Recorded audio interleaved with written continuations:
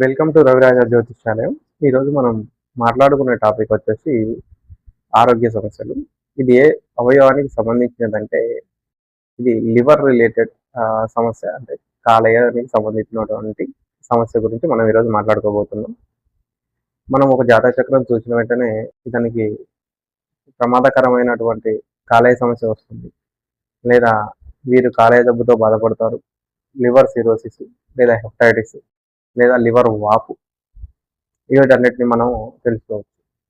ఇది ఎలా తెలుసుకోవాలి అనుకుంటే, ఎవరి జాతక చక్రంలో అయితే 5వ స్థానాధిపతి అంటే పంచమాధిపతి 6వ స్థానంతో సిగ్నిఫికేషన్కి వచ్చిన, అంటే 6వ భావంతో కనెక్టివిటీ ఉన్న, లేదా 6వ భావంతో కనెక్టివిటీ ఉండగా ఆ కారకత్వం పొందినటువంటి గురువు జీర్ణ వ్యవస్థకి, లివర్ సంబంధిత సమస్యలకి, లివర్ యొక్క ఆరోగ్యానికి కారకుడైనటువంటి గురు భగవానుడు ఎవరి జాతకంలో దుస్థానాలలో ఉంటాడు, ఎవరి జాతకాలలో పాపగ్రహాలతో కలిసి ఉంటాడు, ఎవరి జాతకాలలో 6, 8, 12 త్రికములలో ఉంటారు, ఉంటూ రాహు సమయోగము అంటే గురు చండాల యోగము కలిగిన, లేదా గురువు కేతుతో కలిసిన, ఓకేనా, గురువు కేతుతో కలిసిన, గురువు రాహుతో యుతి చెందిన, లేదా గురువు శనితో కలుస్తూ మళ్ళీ 5వ స్థానాధిపతి 6లో ఉండటం కానీ, 5వ స్థానంలో పాపగ్రహంలో ఉండటం కానీ, 5వ స్థానాధిపతి నీచ పట్టడం కానీ,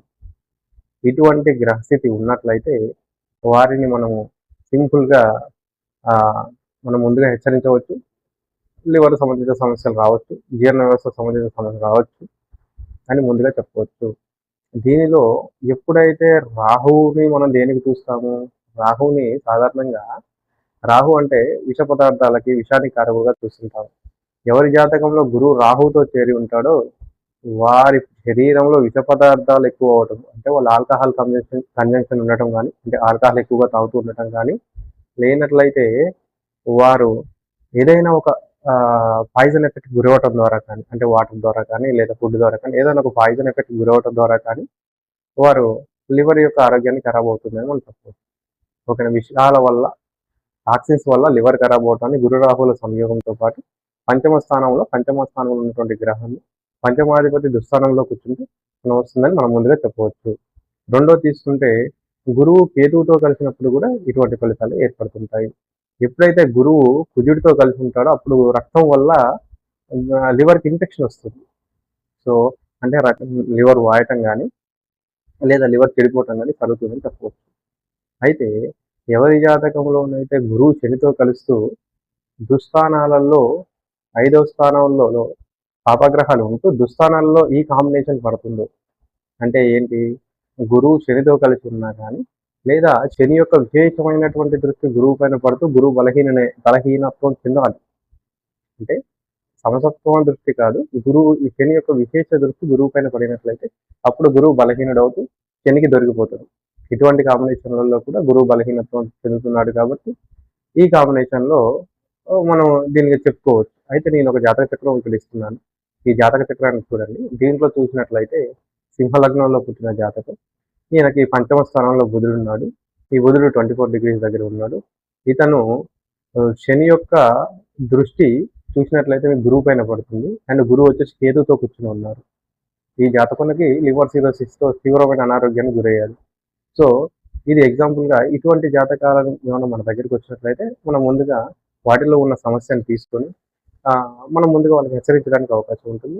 మనకి ఆయుర్వేదం ద్వారా కానీ వీటిని తగ్గించడానికి ఆయుర్వేదంలో దీనికి ఎటువంటి లివ్ 52 టానిక్ కానీ, సిరప్లు కానీ ఇలాంటివి కొన్ని ఉన్నాయి. సో వీళ్ళు ముందుగా ముందు నుంచి వాడుకుంటూ వెళ్ళినట్లయితే ఈ సమస్య నుంచి కొంచెం బయటపడే అవకాశం ఎక్కువగా ఉంటుంది. కాబట్టి గురువు యొక్క స్థితి, పోతే రాహుకేతువుల స్థితి, పంచమ స్థానంలో స్థితి, ఈ విధమైనటువంటి బలహీనమైనటువంటి గురువు వక్రించినప్పుడు, ముఖ్యంగా గురువు కొందరు జాతకాలలో వక్రిస్తుంటారు, రెట్రోగేషన్లో ఉంటారు. అటువంటి సంబంధంలో గురుగ్రహ బాధలు తప్పవు, అంటే జీర్ణ వ్యవస్థ బాధలు తప్పవనే అర్థం. సో లివర్ సంబంధిత కామెర్లు కానీ ఇలాంటివి కానీ రావడానికి కూడా అవకాశం ఉంటుంది. కాబట్టి మన గురువు బలాన్ని చూడాల్సిన పరిస్థితి ఉంటుంది. అంటే ఎవరి జాతకంలోనైనా ఇటువంటి కాంబినేషన్ ఉన్నట్లయితే జాగ్రత్తగా ఎనాలిసిస్ చేయాల్సిన పరిస్థితి ఉంటుంది. ఎనాలిసిస్ చేసి వారికి మనం వచ్చే ప్రమాదాన్ని ముందుగా చెప్పినట్లయితే వాళ్ళు జాగ్రత్త పడడానికి అవకాశం ఉంటుంది. సో ఇది గురువు గురించి. సాధారణంగా గురువుకి శనగలు దానం చేయటం కానీ, దత్తాత్రేయ స్తోత్రం చదవటం కానీ, లేదా కొంతమంది చిన్నపిల్లలకి బుక్స్ డొనేట్ చేయడం కానీ, సో ఇటువంటి చిన్న చిన్న పరిహారాల ద్వారా ఈ దుష్ఫలితాన్ని కాస్తో కూస్తో తగ్గించుకోవడానికి అవకాశం ఉంటుంది. ఓకే. థ్యాంక్ యూ అండి.